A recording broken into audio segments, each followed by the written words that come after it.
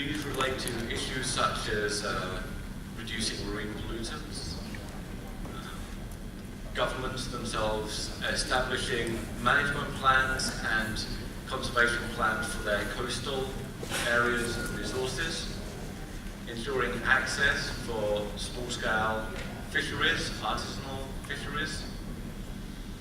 and overall ensuring that the marine resources become sustainable when at present, as I mentioned, they really are not. The target I want to emphasize here is 14.4, which states that by 2020, governments will effectively regulate harvesting and end overfishing, illegal, unreported and unregulated fishing and destructive fishing practices, and implement science-based management plans in order to restore fish stocks in the shortest time feasible, at least to levels that can produce maximum sustainable yield as determined by their biological characteristics. Now, as you can tell from the goal and the target specifically here, there was a lot of technical inputs as well as the consultations at grassroots level to develop these. They are very well considered, very well structured, but at the same time will be very difficult for us to achieve implementation of.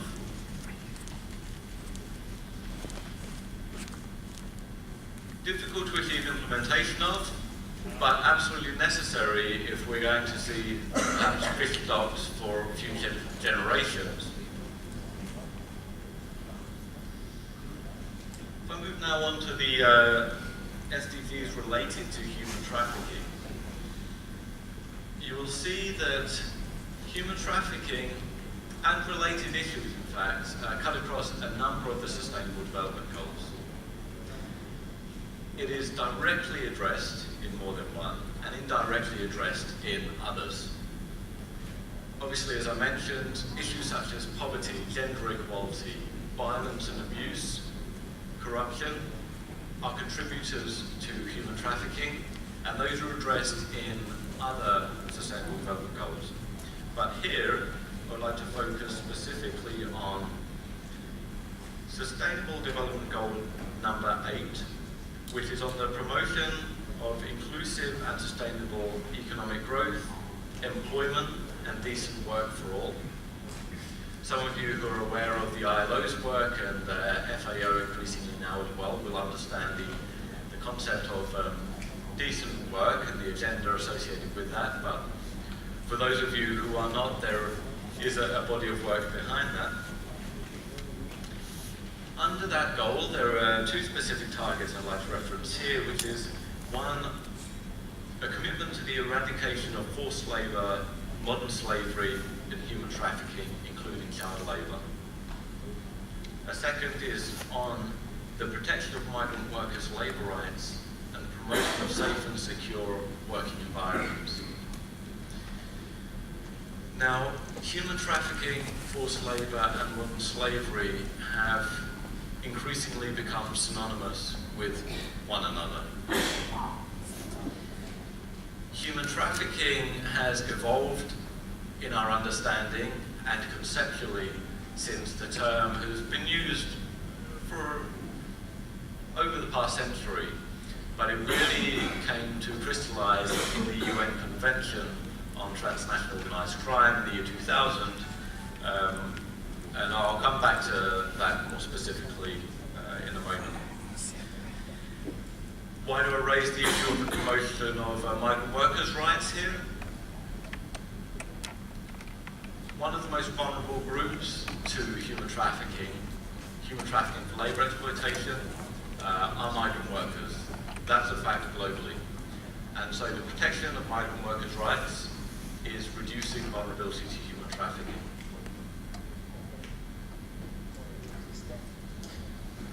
So, Sustainable Development Goal 10 is on reducing inequality within and among countries.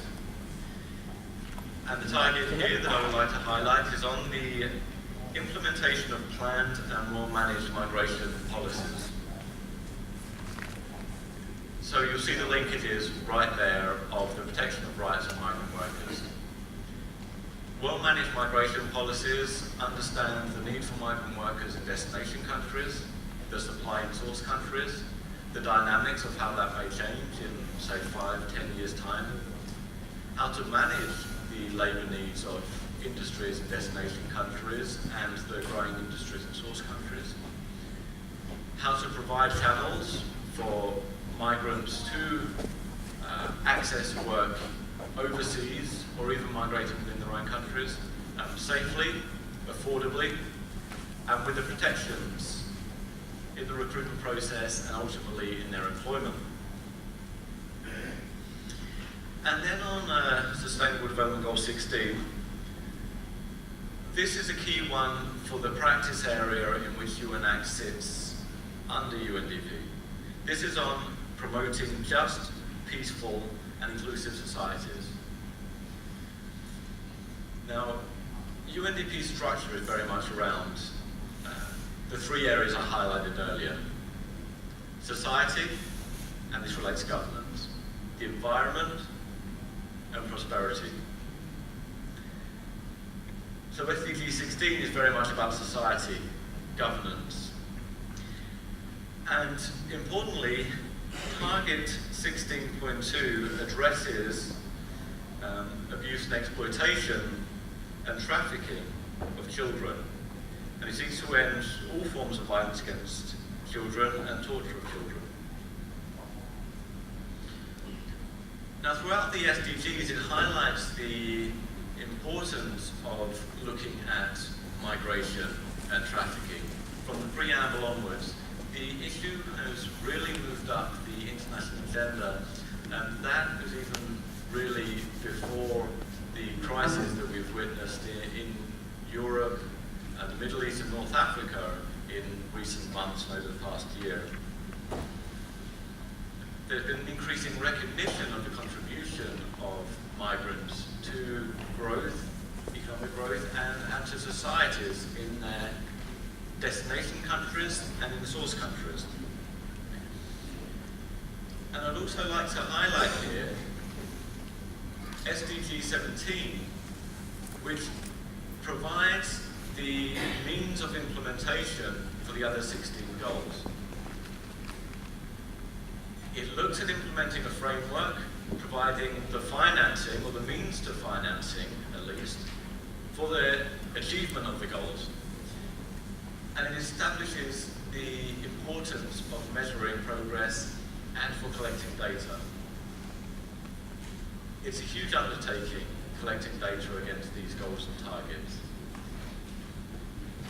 But without that measurement, these will not be achieved. To measure the number of people who are trafficked globally is going to be very difficult in and of itself.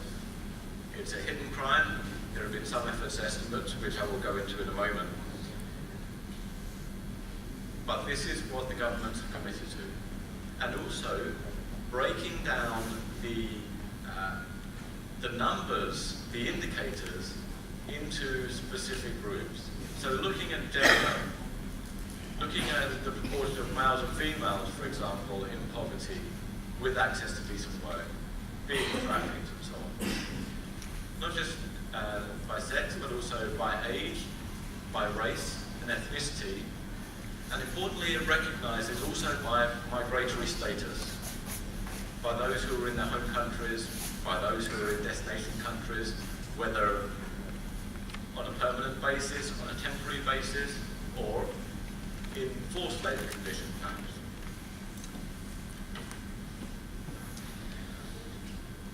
So let's move on to the issue of IUU fishing now. I highlighted at the beginning that it is a major global threat to sustainable fisheries management. It is a threat to food stocks. It is a threat to communities as a result of that. It's a threat to livelihoods for those who are dependent on fish for their families, for their communities. And it's also a threat to national economies. That's been recognised much more clearly in the past couple of years because it affects trade, it affects reputation, as much as it does the immediacy of access to fish at sea. In the longer term, of course, the threat to 2 billion plus people really should help us remain on target here. It's also very important to recognise that IUU fishing is often committed by those who have no interest in preserving fish stocks. They will use equipment and gear which is extremely harmful to the environment. We see seas being cleared, and Thailand unfortunately has witnessed the need for boats going out further and further to sea because of the depletion of fish stocks in some areas.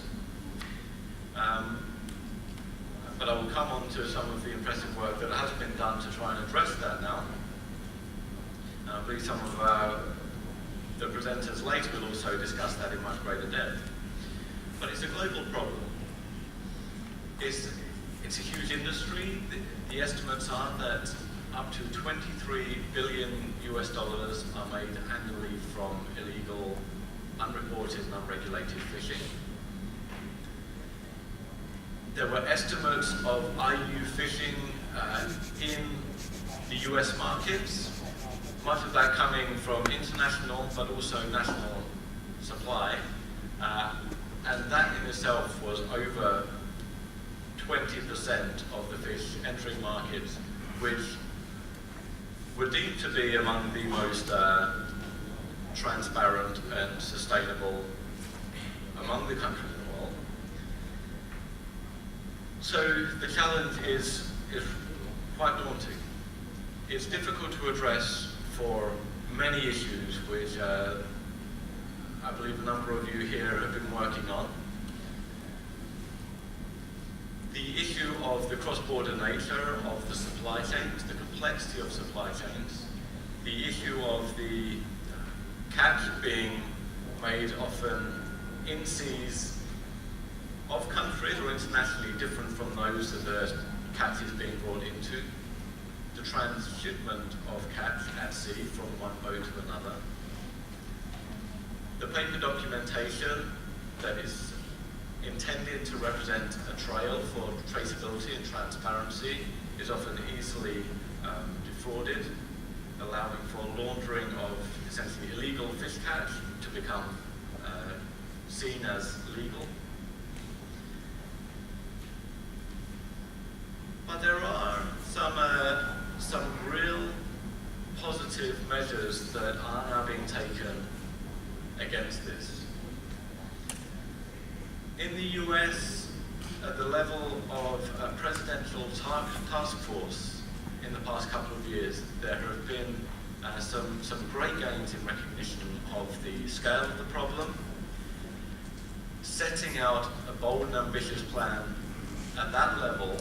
to address illegal fishing, with 15 recommendations being made and pursued, an implementation plan in place to address illegal fishing entering supply chains, and to improve capacities internationally, also through diplomatic efforts at a high level to try to address this problem. A couple of years ago, the Indonesian government, in another venture, as many of you will know, introduced a moratorium on illegal fishing and the activities of foreign-owned vessels in Indonesian waters, recognizing that marine life, fish, were absolutely crucial to Indonesia's national security. There had been a lot of illegal fishing in Indonesia, and when they undertook this moratorium, they found that close to 100% of international vessels from other countries, were fishing illegally. They were often working in joint ventures or under flags of convenience, or sometimes they would just be accompanying vessels that were registered and were able to then move around and avoid detection. The action that Indonesia has taken in some small respects have been considered controversial, but the impacts have been great. They have seen a drop in illegal fishing to over a 90% decline, and that is just one aspect of the action plan that they put in place. There has been substantial action across ministries which is ongoing and in fact increasing. In Thailand, we've seen some great progress in terms of the IU roadmap, the establishment of the CCCIF to combat illegal fishing at sea, the introduction of the port in, port out measures, the revision of the Fisheries Act. There has been a great momentum now developed in Thailand in progress against illegal fishing, recognising all of these different issues that contribute to insecurity and will have an impact on coastal communities, the economy, and so forth. An important agreement internationally which has just come into effect because of the number of countries which have ratified it, including Thailand, is the Port State Measures Agreement. Now this has the potential of reducing hugely the access to ports and markets of illegal fishing. It prevents illegal fishing from entering supply chains in those countries that have signed up and ratified this agreement. 60 countries have so far, and 60 countries and parties. The EU is just one single party to that, where we have Myanmar, Thailand, Korea, and some of the Pacific states already signed up to that in this region. Once all of the states have signed up to that, all foreign fishing vessels coming to dock in the country will be monitored and registered. That's from refueling to offloading fish as well. Now let me move quickly on to the issue of human trafficking, something which I normally speak at length about, but I will just touch on a bit here because of the interconnection with the issue at hand. Human trafficking often implies to people movement. It's often synonymous with smuggling in other areas, such as drug smuggling, arms smuggling. It's synonymous with drug trafficking, arms trafficking. This is very different when it's people involved. Because of the UN Convention on Transnational Organised Crime, the government agreed people smuggling was about movement across borders irregularly, informally, without documentation. Human trafficking does not need movement across borders, nor does it ultimately require movement. It is defined as having three components: an act, a means, and a purpose. But it is the purpose that we are most focused on. And the purpose could be for forced labour, servitude, slavery-like practices, forced prostitution, and a number of other destinations, endpoints. But if you find someone in a situation of forced labour, you can guarantee that the act and the means will be present. They will have been recruited at some point, or harboured, or transported. The means will be present. They will have been forced, or coerced, or deceived into that situation. It may not have happened initially. In the fisheries industry, you or I can voluntarily go onto a fishing boat to work on the understanding of how much we're going to be paid, when we're going to get paid, when we would finish our time on that fishing boat. When those terms are broken, we aren't paid when we were told. We're on that boat longer than we expected. We may experience violence. And if we can't get off that boat then we are essentially in forced labour on that fishing boat. That happens to a lot of people. For others, they can be tricked directly from their home villages. They can be tricked from a bus station to go to a karaoke or an entertainment venue by a broker who's hanging out at the train station or bus station, bought some drinks, wake up in the morning with a huge bill they can only pay off by going to work on the boat associated with that middleman broker and ultimately the captain they're connected to. And that happens. I've interviewed people that that's happened to, and across the spectrum of experiences. There's been a lot of focus on Thailand in the past couple of years for trafficking onto fishing boats, but we also observe, respond to cases in Korea, in New Zealand, in the UK, in Scotland, Ireland, and also around Africa, West Africa, Somalian waters, South Africa even. It's a global problem. Fishing boats go globally in search of catch, and particularly those that are involved in IUU fishing. The populations at risk are often the most vulnerable. There are a lot of vulnerable people in this region, and that is why perhaps the issue of trafficking on fishing boats has become so exacerbated and entrenched. Now let me just quickly scan through some of the action that was taken against human trafficking. I've mentioned the UN Convention, been ratified by many countries around the world. Thailand's law is aligned to the UN Convention, and there are plans and policies and committees in place in Thailand to take very strong action against human trafficking. There is recognition of some of the progress that has been made, particularly in terms of victim protection structures, but also recognition of the progress which is yet to be made. And given the time here, I won't touch too much further on the overlap between tip and IUU fishing, but I think that I've highlighted some of that already. The labour conditions which are experienced on boats which don't report, which aren't monitored, are often also those boats which engage in illegal and unreported fishing. They often fish in waters where they can avoid detection, but migrant workers on these boats, even where they are encountering authorities, often aren't being either interviewed by authorities or even being suspected of being victims of trafficking. The authorities cannot interview them because they don't speak the same languages, they don't suspect that the documentation that they're holding is fraudulent,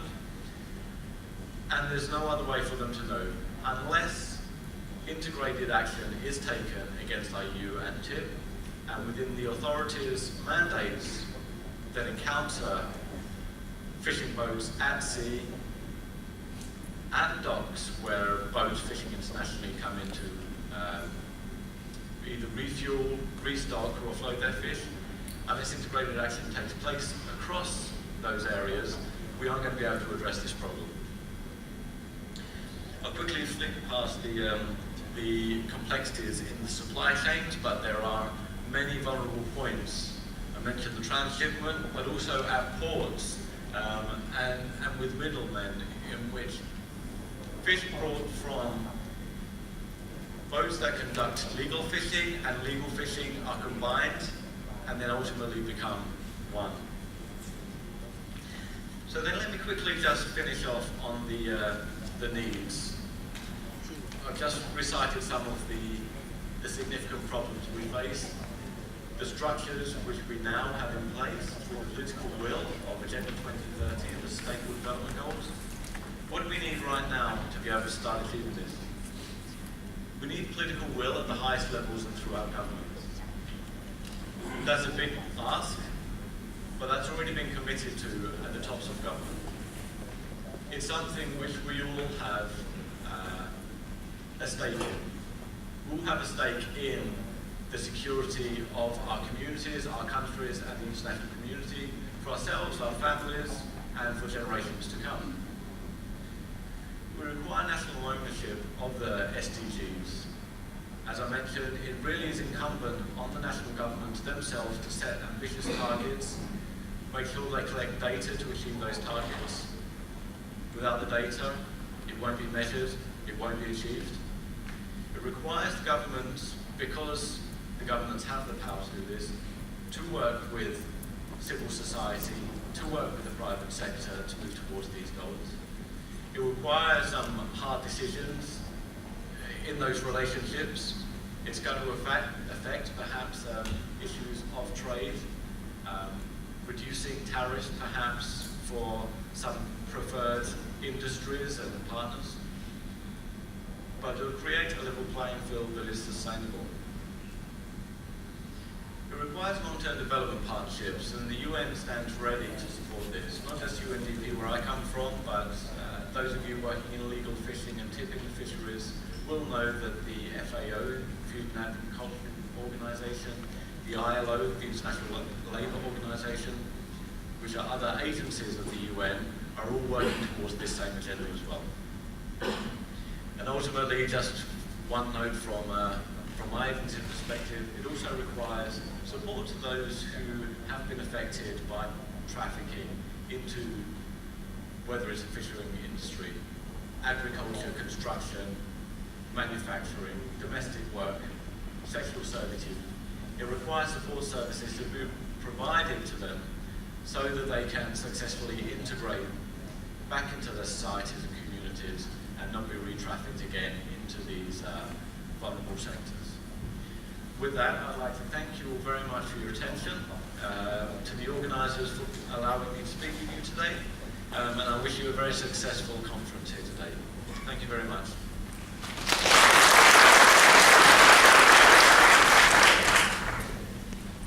ครับก็จบในส่วนของการปฐกถาของท่านวิทยากรนะครับ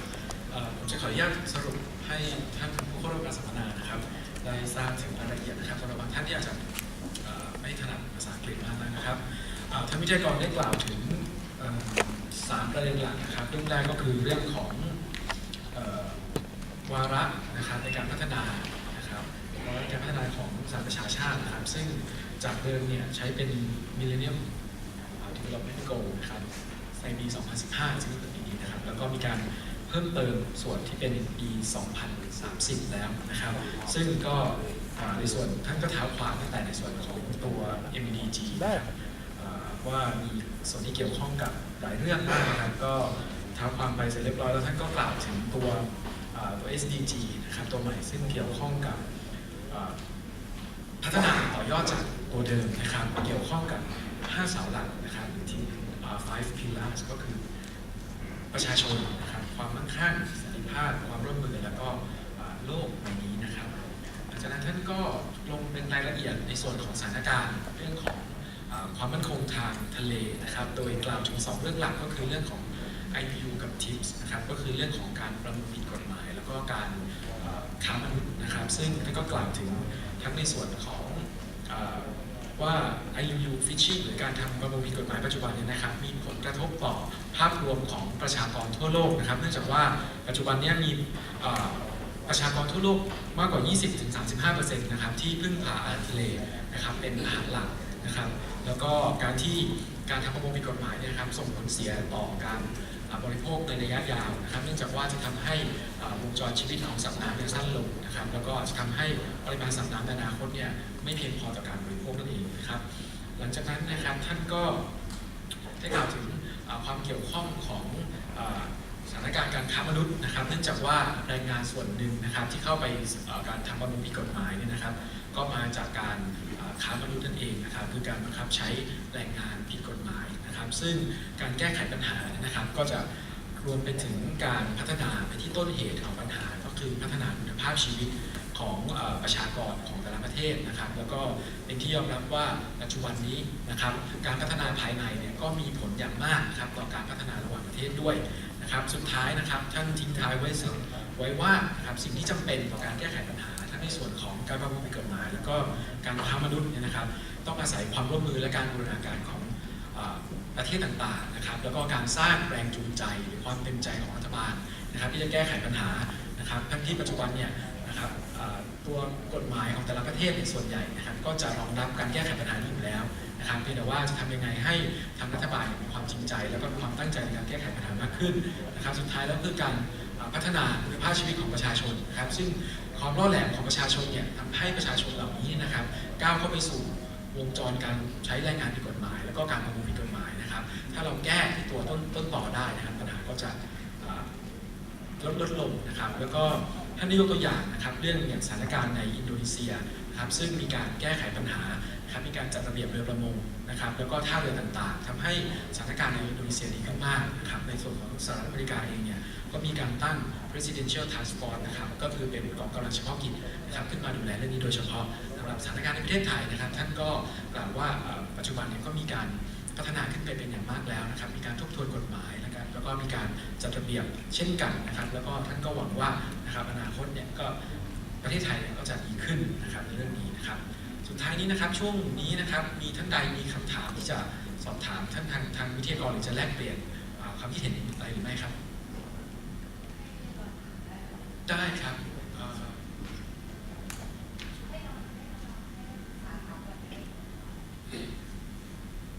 มีใครถามไหมครับเดี๋ยวถ้ามีก่อนเป็นคำถามแรกกัน Thank you for your excellent presentations. I have one question. I have seen that you have many tools for the actions against human trafficking, like UN conventions, ASEAN convention, even the collaborations between the country, and also each country they have the national policy. But from your experience, what is the most difficulties for actions against trafficking? What is the most difficulties for this? Yeah.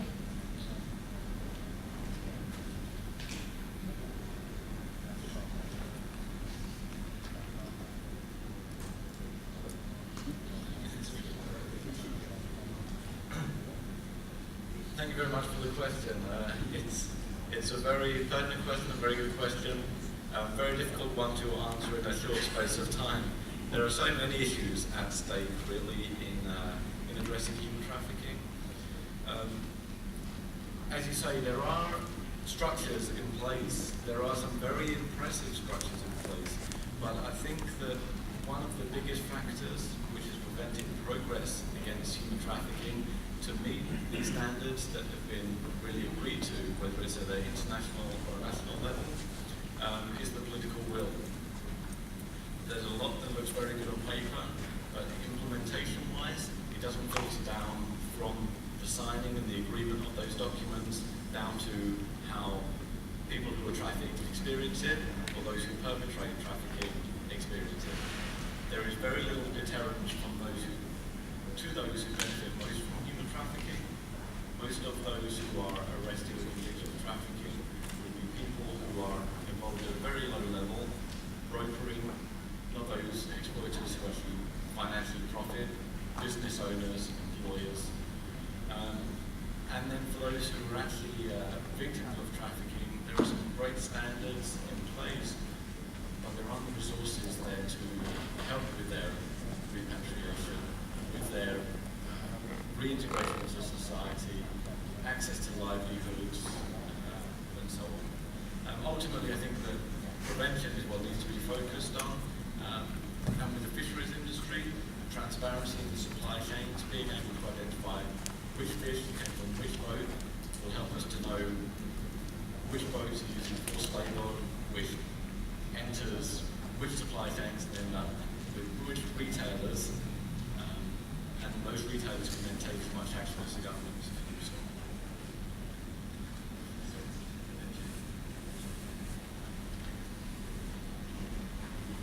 ก็คือประเด็นที่ถามไปก็คือเขาก็เหมือนมีกฎต่างๆนะคะอย่างเช่นเรื่องของ UN อย่างกฎของอาเซียนหรือแม้กระทั่งแต่ละประเทศเนี่ยที่มีกฎหมายหรือนโยบายทางเรื่องของการต่อต้านการค้ามนุษย์ก็เลยถามเขาว่าเมื่อเรามีเครื่องมือเหล่านี้ทำไมประเด็นเหล่านี้มันยังคงมีอยู่นะคะแล้วก็อะไรที่มันเป็นอุปสรรคหรือความยากลำบากในการที่เราจะทำให้เรื่องนี้สำเร็จเขาก็ตอบว่าก็อันดับแรกที่เขาตอบก็คือเรื่องของ political will ก็คือความตั้งใจของทางรัฐบาลนะคะในการแก้ไขปัญหานะคะแล้วก็ในเรื่องของความร่วมมือความโปร่งใสนะคะไม่ว่าจะเป็นจากบริษัทเองหรือว่าจากภาคส่วนที่มีความเกี่ยวข้องนะคะก็ประเด็นที่เขาตอบก็ประมาณนี้นะคะมีคำถามอื่นอีกไหมคะจากอาจารย์ครับอาจารย์ไม่ด้านหลังครับอาจารย์ตรงนี้ก็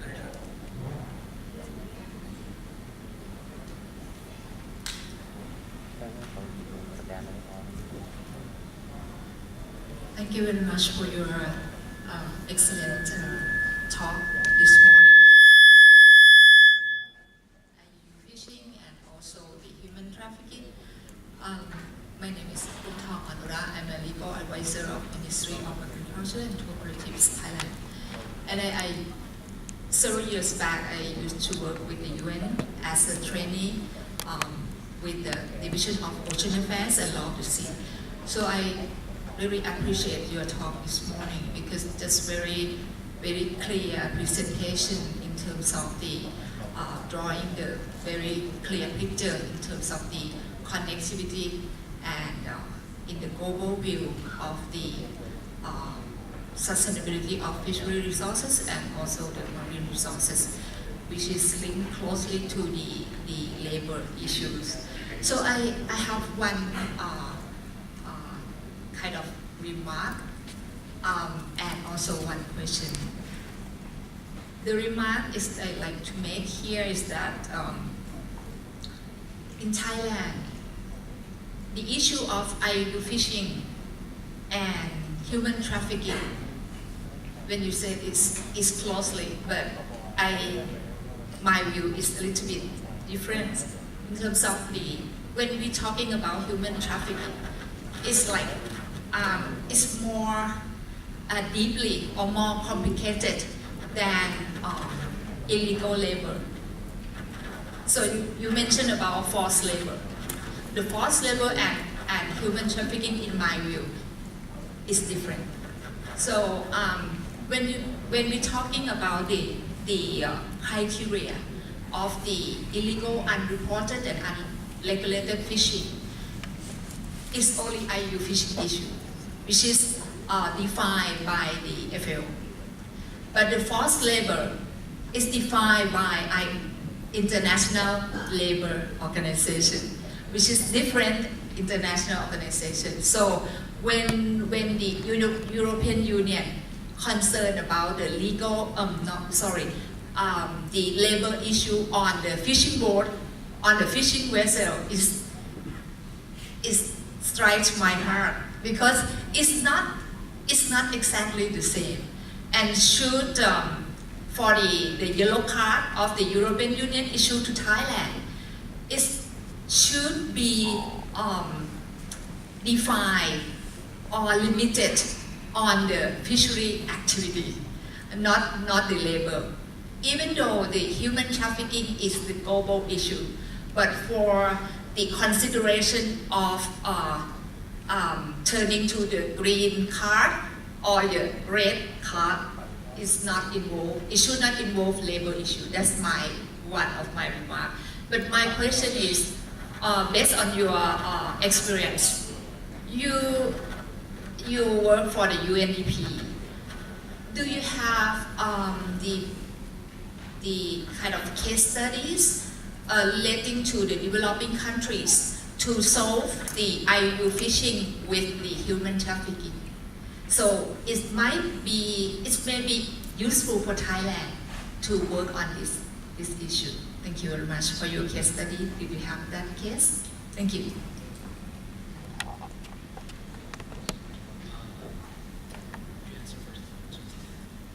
Thank you very much for the comment and the question. Very much appreciated. There is a great deal of discussion around the overlap or otherwise of forced labour and trafficking persons, irrespective of the illegal labour question, because forced labour and trafficking persons can affect those who are registered formally in work. Legal, formal recruitment channels should offer protection against forced labour and trafficking persons, but often doesn't for migrant workers coming through those channels. Whether it should be separated from the issue of fishing with regard specifically to the EU, that's an issue for the EU to decide, and in discussions with Thailand or any other country they have this trade issue and agreement with. From our perspective, it's useful if they raise the concern of human trafficking with illegal fishing because of the overlap there and vulnerabilities that both bring together. quite a number of years now. Not so publicly, but capacity building with different agencies, working closely with government and civil society. It's a problem that become very entrenched, and a number of factors that have come together over the last couple of years have really helped pave the way for it to be addressed. Whether the yellow card has helped us towards that or not, people speculate, and it certainly hasn't done harm to addressing trafficking alongside the other issue. Have there been any case studies of IUU and TIP being addressed together in a country? No would be the answer, unfortunately. We are developing plans to address these together. But it's only really recently that IUU and TIP have been raised to a level that have been recognised both at the highest political levels really that need to be addressed and to be addressed together. We're really benefiting, like I say, from the understanding from the IUU side that the TIP issue can help to address illegal fishing, and us from the trafficking side realising that the experience of those addressing IUU, their understanding of supply chains, their work with companies and so on, could be beneficial to addressing trafficking in the industry. So we're very happy to work with Thailand to be the case model for that, as well as other countries such as Indonesia. ครับขออนุญาตสรุปทั้งประเด็นคำถามนะครับท่านอาจารย์พงษ์ทองก็ได้พูดถึงประเด็นที่สำคัญเรื่องหนึ่งนะครับก็คือเรื่องของความแตกต่างระหว่างการบังคับใช้แรงงานกับการค้ามนุษย์นะครับซึ่ง2อย่างนี้ดูเหมือนจะเป็นใกล้เกินจะเป็นประเด็นเดียวกันแต่จริงๆแล้วเป็นประเด็นที่ซ้อนทับกันแต่ว่าเป็นการจัดระเบียบจัดลำดับจากองค์กรที่ต่างกัน2องค์กรนะครับท่านยกตัวอย่างการแจกใบเหลืองของ EU มายังประเทศไทยนะครับซึ่งเหมือนทาง EU เนี่ยจะไม่ได้ระบุชัดเจนว่าให้ใบเหลืองเราเนื่องจากการใช้แรงงานผิดกฎหมายซึ่งถ้าจำว่ามันเป็นคนละประเด็นนะครับEUน่าจะระบุรายละเอียดให้มากกว่านี้นะครับซึ่งอันนี้เป็นรีมาร์คแรกนะครับส่วนคำถามของท่านอาจารย์ก็คือมีประเทศไหนบ้างไหมที่จากประสบการณ์นักวิทยากรเนี่ยได้ประสบความสำเร็จในการแก้ไขปัญหาเรื่องของการประมวลผิดกฎหมายและการบังคับใช้แรงงานนะครับซึ่งท่านวิทยากรก็กล่าวไว้ว่านะครับท่านให้ตอบคำถามว่าเรื่องของประเด็นที่อาจารย์ได้กล่าวถึงการ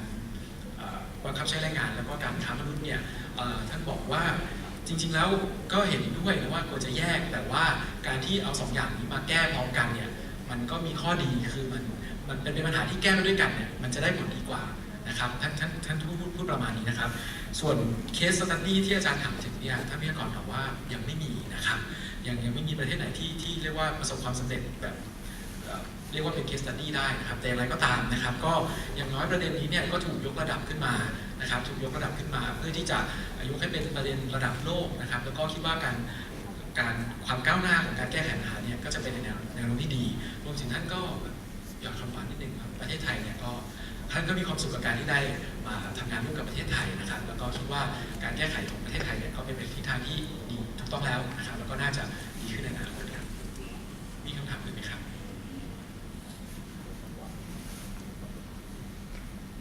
คิดว่าเวลาก็คงจะ